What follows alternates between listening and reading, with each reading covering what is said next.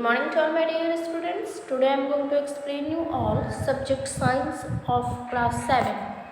Chapter number 14. The name of the chapter is electric current and its effect. मतलब electric current और उसके effect के बारे में यहाँ बताया जा रहा है। जैसा कि आप जानते हैं हमारी जो लाइफ है वो बिना इलेक्ट्रिसिटी के शायद ही पॉसिबल है, क्योंकि हमें हर चीज़ चाहिए। ठंडी में गर्मी में, ठंडी में हमें हीटर चाहिए, गर्मी में हमें एयर कंडीशनर चाहिए। तो इस तरीके से ये सारी चीज़ें हो सकती हैं किसके द्वारा, इलेक्ट्रिसिटी के द्वारा। जैसे कि आप जानते हैं बिना फ्रिज के, बिना फ़ैन के या फिर बिना लाइट टेलीविज़न के आप नहीं रह सकते हो, या फिर हमारी लाइफ प्रॉपर तरीके से नहीं चल सकती है। तो इसके कारण हमको क्या इलेक्ट्रिसिटी की बहुत ज़्यादा ज़रूरत है, क्योंकि हम हर एक चीज़ जो मोबाइल भी चार्ज करना है इस समय, तो मोबाइल बहुत ज़्यादा एक बहुत बड़ा एक काम की चीज़ है, या फिर कह लीजिए एक बहुत बड़ा भाग है हमारी लाइफ का। तो ये भी तो इलेक्ट्रिसिटी इसको भी तो चाहिए, क्योंकि ये बिना चार्जिंग के चलेगा नहीं, और ये चलेगा नहीं तो फिर इंसान नहीं चल पाएगा, है ना। तो ये बहुत बड़ा पार्ट है। खैर ये तो मोबाइल के बारे में हुआ, हम अपने टॉपिक पे आते हैं। तो ये सारी चीज़ें हैं जो कि इलेक्ट्रिसिटी बिना काम नहीं होता है। इलेक्ट्रिसिटी क्या करता है, वो अपने इलेक्ट्रिक जो उसका पावर होता है, जो उसकी एनर्जी होती है, वो किस में करंट कन्वर्ट कर देता है, लाइट एनर्जी में या हीट एनर्जी में या एयर किसी चीज़ में वो कन्वर्ट कर देता है। लेकिन इलेक्ट्रिसिटी होती क्या है, एक ही तो इलेक्ट्रिसिटी होती है एक तरीके की, जो कि डिफरेंट चीज़ में काम करता है। जैसे इलेक्ट्रिक वायर एक ही आती है, फिर उसके बाद उस वायर से हम पूरे घर को जनरेट करते हैं।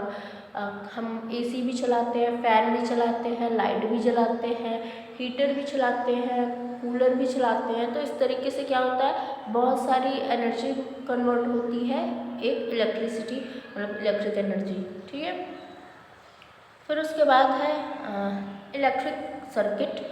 इलेक्ट्रिक सर्किट क्या होता है, इलेक्ट्रिक सर्किट वो सिंपलेस्ट सोर्स है जहाँ से करंट क्या होता है, फ्लो होता है। एक तरीके से इसे हम इलेक्ट्रिक सेल भी कह सकते हैं। इसमें क्या होता है, करंट फ्लो होता है, और फिर जो इलेक्ट्रिक सेल है उसकी वजह से वो जो भी मटेरियल होता है वो कनेक्ट होता है और अपना काम करता है। जैसे कि यहाँ पे देखिए फिगर में ये क्या हो रहा है, यहाँ पे एक बल्ब को जलाया जा रहा है, जो कि एक पूरा प्रोसेस है जिसमें एक दो वायर लगाया गया है, कार्डबोर्ड लगाया गया है, स्विच लगाया गया है, प्लस बल्ब लगाया है। बल्ब क्यों लगाया गया है कि देखा जाए कि क्या वायर में इलेक्ट्रिसिटी फ्लो हो रही है। तो अगर इलेक्ट्रिसिटी फ्लो हो रही है तो वो क्लोज सर्किट कहलाएगी। अगर इलेक्ट्रिसिटी फ्लो नहीं हो रही है, कहीं से टूट गई है, तो वो ओपन सर्किट कहलाएगी। तो जो इलेक्ट्रिसिटी है वो करंट कहाँ से स्टार्ट होता है, पॉजिटिव टर्मिनल से नेगेटिव टर्मिनल तक स्टार्ट होता है। पॉजिटिव से स्टार्ट होकर नेगेटिव में ख़त्म होता है। तो इस तरीके से ये क्या होता है, अपना काम करता है। यहाँ देखिए स्विच ऑन है, मीन्स ये पूरी तरीके से कनेक्टेड है, तो इसलिए ये क्या है, सॉरी, इस तरीके से ये क्या है, ये एक क्लोज सर्किट है। लेकिन नीचे जो आप फिगर देखिए इसमें क्या है, ओपन ऑफ है। ये यहाँ पे गैपिंग आ गई है, तो गैप होने की वजह से ये कौन सा सर्किट है, ये ओपन सर्किट है, ठीक है। तो इस तरीके से ये चीज़ें डिफाइन हो सकती हैं। यहाँ पे कुछ कंपोनेंट्स दिए गए हैं, उसके डिस्क्रिप्शंस दिए गए हैं और उसके सिंबल्स दिए गए हैं। तो वायर का ये सिंबल है। जब भी आप फिगर बनाएंगे तो आपको वायर के लिए वायर का फिगर बनाना नहीं है। आपको वायर को इस तरीके से रिप्रेजेंट किया जाएगा, या फिर आपको बनाना है, और सेल को इस तरीके से रिप्रेजेंट किया जाता है, बैटरी को इस तरीके से रिप्रेजेंट किया जाता है। सेल और बैटरी में डिफरेंट है, देखिए काफ़ी एक दूसरे से डिफरेंट है। यहाँ पे ये बैटरी किस तरीके से दिखाया गया है और सेल किस तरीके से दिखाया गया है। तो आगे आपको अगर फिगर्स मिलती हैं तो आपको इस तरीके से समझना है। अब यहाँ पे देखिए स्विच किस तरीके से रिप्रेजेंट किया जाता है, ये कंट्रोल करता है ओपन और क्लोज सर्किट को। ये इस तरीके से स्विच को बनाया जाता है या बना होता है। इलेक्ट्रिक बल्ब को इस तरीके से रिप्रेजेंट किया जाता है, ठीक है। फ़ैन, अगर आप कभी भी फ़ैन बनाते हैं अपने फिगर में, तो आपको इस तरीके से क्या करना है, रिप्रेजेंट करना है एक फ़ैन को, ठीक है। फिर यहाँ पे एक्टिविटी दी गई है, आप एक्टिविटी कर सकते हैं, ठीक है। ये बहुत छोटा सा एक्टिविटी है और बहुत ज़्यादा मतलब डिफ़िकल्ट नहीं है आपके लिए, आप कर सकते हैं। इसको पढ़िए और कीजिए, देखिए क्या होता है। सब में कुछ न कुछ रिजल्ट तो निकलेंगे ही, है ना। फिर है effect of electric current. Electric current के इफ़ेक्ट क्या होते हैं उसके बारे में हम पढ़ेंगे। यहाँ पे मेनली 3 तरीके के इफ़ेक्ट्स ऑफ इलेक्ट्रिक करंट के बारे में बताया गया है, ठीक है। एक है हीटिंग इफ़ेक्ट, एक है मैग्नेटिक इफ़ेक्ट, फिर थर्ड क्या है केमिकल इफ़ेक्ट। तो हीटिंग इफ़ेक्ट क्या होता है हम उसके बारे में पढ़ेंगे। हीटिंग इफ़ेक्ट ऑफ करंट, किस तरीके से जो हीटिंग इफेक्ट है वो करंट में कैसे काम करता है या फिर किस तरीके से काम करता है। आपने देखा होगा कि आपके घरों में जो बल्ब लगी हुई होती हैं वो जब जलती हैं तो कुछ देर बाद वो गर्म हो जाती है। कभी आपने टच किया है, मतलब कभी टच नहीं, मतलब कभी आपने ये ऑब्जर्व किया है कि कभी भी बल्ब जलती रहे और फिर आप उसके पास जाइए या फिर उसे टच कीजिए तो बहुत ज़्यादा जलती रहती है। तो वो ये कारण है कि उसमें इलेक्ट्रिसिटी कंटिन्यू पास होती रहती है और जिसकी वजह से उसमें जो इक्विपमेंट है, मतलब उसमें जो भी चीज़ें हैं और मतलब कि जो भी चीज़ें हैं उनमें जो उसके पार्ट हैं वो सारे हीट हो जाते हैं और जिसकी वजह से वो बल्ब पूरा क्या हो जाता है, बहुत बड़ा मतलब गर्म हो जाता है। तो यहाँ बल्ब के बारे में बताया गया कि बल्ब कैसी होती है, क्या होते हैं उसमें। तो जो बल्ब होती है उसमें बहुत ही पतली कॉइल होती है जो कि वायर होता है, जिसे फिलामेंट बोलते हैं। और फिलामेंट बहुत ज़्यादा ही पतली होती है। देखिए जैसे बल्ब में आप कभी बल्ब आपने देखा हुआ है, जब फ्यूज़ हो जाता है तो उसमें क्या होता है, वो डिस्कनेक्ट हो जाता है, मतलब एक क्लोज सर्किट जैसे हम कहते हैं, कहीं से ओपन हो जाता है तो वो ओपन सर्किट हो जाता है। उसी तरीके से ये बल्ब है जिसके फिलामेंट्स अगर कहीं से भी टूट जाते हैं या फिर बहुत ही नाजुक होते हैं, इसलिए बल्ब वगैरह बहुत आराम से लाना चाहिए आपको घर तक अगर आप मार्केट से ख़रीदते हैं तो, क्योंकि ज़्यादा हिलने पे ही वो क्या होता है, जो बल्ब के फिलामेंट्स हैं वो टूट जाते हैं और जिसकी वजह से वो काम नहीं करते हैं।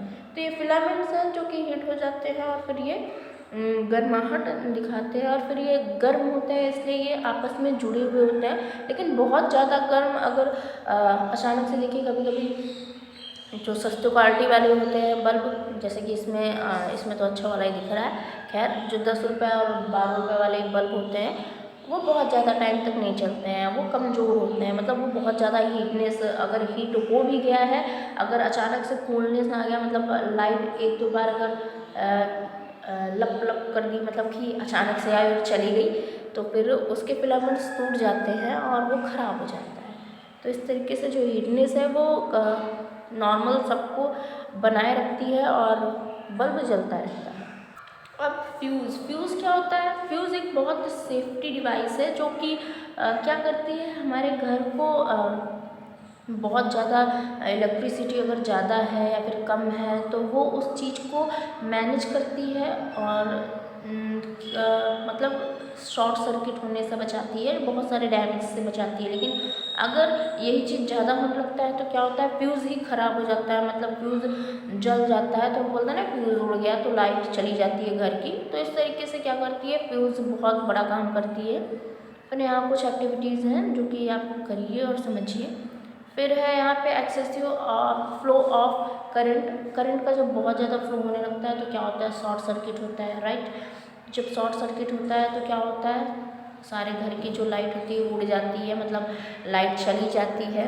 जैसे कि यहाँ बताया जा रहा है 3 तरीके के वायर्स होते हैं, लाइव वायर, न्यूट्रल वायर और अर्थ वायर होता है। तो इसमें बता रहा है कि कभी भी लाइव वायर और न्यूट्रल वायर कभी भी कांटेक्ट में नहीं आने चाहिए।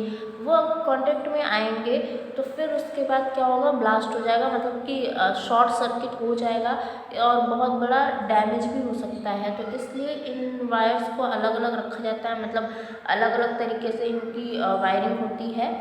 इनको कांटेक्ट में नहीं आने दिया जाता है, अगर बाई चांस ये कांटेक्ट में आते हैं तो वहीं पे शॉर्ट सर्किट हो जाता है। फिर है ओवरलोडिंग क्या होती है, जब बहुत ज़्यादा आपके घर में देखा हुआ कि बहुत ज़्यादा ओवरलोडिंग कभी कभी हो जाती है मतलब एक ही बोर्ड में बहुत ढेर सारे आपने अगर स्विचेस लगा दिए, मतलब कि बहुत सारे आपने कोई चीज़ें कनेक्शन कर दिए हैं, तो फिर क्या होता है वहाँ ओवरलोडिंग हो जाती है और फिर उसकी वजह से भी क्या होता है शॉर्ट सर्किट हो सकता है, तो शॉक भी लग सकता है। तो ये बहुत ज़रूरी है कि देखिए यहाँ पे जो फिगर में दिखाया गया एक छोटा सा बोर्ड है जिसमें इतने ढेर सारे कनेक्शंस हैं। इसी में मोबाइल है, इसी में लैपटॉप का भी चार्जर लगाया है, यहीं पे और भी सारी चीज़ों की जो वायर्स हैं वहाँ लगे हुए हैं। तो ये क्या है, ओवरलोडिंग है। ओवरलोडिंग होने की वजह से भी नुकसान हो सकता है। फिर नेक्स्ट है magnetic effect of current. Magnetic effect क्या है करंट के, ये भी यहाँ पे बताया जा रहा है। इसमें कह रहा है क्या कभी आपने मैग्नेट कंपास यूज़ किया है। उसकी जो निडल होती है वो बहुत छोटी सी होती है और मतलब छोटी सी पतली सी होती है, जो कि मैग्नेट पॉइंट पे कहाँ रुकती है, नॉर्थ साउथ डायरेक्शन पे। तो ये क्या होता है, ये डिफेक्ट लाता है कि इसमें डिफेक्ट आता है जब मैग्नेट क्या होता है इसके क्लोज आता है, तो ये इस पर डिफेक्ट आता है। तो यहाँ पे बताया जा रहा है 1820 में डेनिस विजिस्ट और हैंस क्रिश्चियन ने क्या किया है, एक परफॉर्म किया है एक्सपेरिमेंट, जिसमें उन्होंने ऑब्जर्व किया कि जो करंट है वो पास होता है इसके वायर के थ्रू, और जो मैग्नेटिक कंपास है उसकी नीडल भी उसके पास रखा गया और देखा गया कि क्या हुआ। तो जब उसमें से वायर फ्लो मतलब उस वायर में से करंट फ्लो करने लगा, तो ये देखा गया कि वहाँ पे एक मैग्नेटिक फील्ड प्रोड्यूस हो गया और मैग्नेट की तरह काम कर रहा है, मतलब अट्रैक्ट कर रहा है चीज़ों को क्या मतलब मैग्नेट को अट्रैक्ट कर रहा है, तो उसे मैग्नेटिक इफेक्ट कहा गया, magnetic effect of electric current. Okay, फिर यहाँ पे एक एक्टिविटी है जिसको आप करिए, पढ़िए और घर पे कीजिए। ओके, फिर है इलेक्ट्रोमैग्नेट्स। इलेक्ट्रोमैग्नेट्स क्या किया जाता है, क्या इसकी क्या खासियत है। तो यहाँ पे जो इलेक्ट्रोमैग्नेट है वो एक कॉइल है जो कि क्या करता है, एक वायर से कनेक्टेड होता है और इसमें एक सॉफ्ट आयरन कोड लगा होता है। इसको हम क्या कहते हैं, इसे सोलेनाइड बोलते हैं, जो कि क्या करता है इसमें बहुत हाई लेवल पे या फिर मैग्नेटिक वेव्स आते हैं इसमें, और जिसकी वजह से ये क्या करता है ये जितने भी आयरन के पीसेस हैं वो उठा लेता है इसे। यहाँ पे देखिए फिगर में दिखा भी है, तो आयरन के पीसेस को अट्रैक्ट करता है और ये मतलब कहीं से भी आयरन के पीसेस को कलेक्ट कर सकता है और उसे अलग कर सकता है। इसको ही क्या बोलते हैं, इलेक्ट्रोमैग्नेट कहते हैं। इसकी स्ट्रेंथ जो होती है वो बहुत अच्छे लेवल की होती है, फैक्ट्रीज में काफ़ी काम आते हैं। ये क्या करता है, increasing the number of turns in the coil में जो जो इसके टर्न्स होते हैं क्वाइल्स में वो काफ़ी ज़्यादा बढ़ते हैं। ये इसमें से जो क्वाइल में से जो ये करंट पास होती है ये भी इंक्रीज़ होती है, मतलब बढ़ती है। तो इस तरीके से बहुत बड़ा हेल्प करती है ये इलेक्ट्रोमैग्नेट्स। और फिर उसके बाद यहाँ पे यूजेस ऑफ इलेक्ट्रोमैग्नेट किस काम आती है, तो कोई भी मटेरियल जो कि मिक्स हुआ होता है तो उसमें से आयरन के पीसेस को ईजिली निकाल सकते हैं। अब यहाँ है इलेक्ट्रिक बेल। इलेक्ट्रिक बेल क्या होती है, कैसे काम करती है, यहाँ पे बताया गया है कि जो बेल होती है हम घर पे लगवाते हैं, जिससे कि कोई भी आता है अगर बाहर से वो आता है तो इलेक्ट्रिक मतलब बेल का यूज़ करके वो किसी को भी बुला सकता है। तो वो किस तरीके से बनता है या फिर क्या इसका कंस्ट्रक्शन है वो यहाँ पे बताया जा रहा है। तो इलेक्ट्रोमैग्नेट एक यू शेप का इलेक्ट्रोमैग्नेट है जो कि मैग्नेटाइज्ड होता है। बटन को पुश करने पे ये अपना काम करता है, मतलब अलार्म टाइप का बजता है।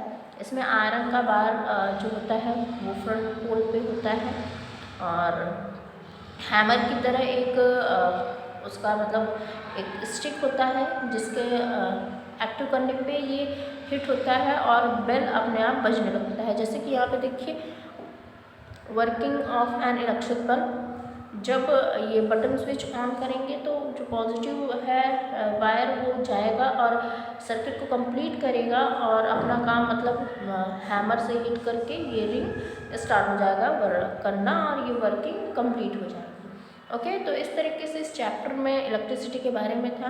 आपका चैप्टर कंप्लीट होता है। चलिए अब हम एक्सरसाइजेस करेंगे।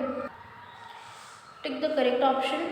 First, device which stop excessive flow of current is called. यहाँ पे ये स्विच नहीं होगा, यहाँ पे होगा फ्यूज। ओके, जो एक्सेसिव करंट है वो फ्यूज ही क्या करता है, स्टॉप करता है या फिर कंट्रोल करता है, क्योंकि फ्यूज ही है जो कि पूरे घर के जो मतलब करंट है उसको मेंटेन रखता है। अगर एक्सेसिव हो जाता है तो भी वो क्या करता है, फ्यूज ही है जो कि कंट्रोल में रखता है।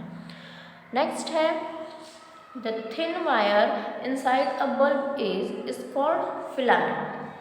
Third is, the magnetic effect of current was first observed by Ohm. Okay, एक मिनट, जो मैग्नेटिक इफेक्ट है वो फर्स्ट टाइम एब्जॉर्ब किया गया था।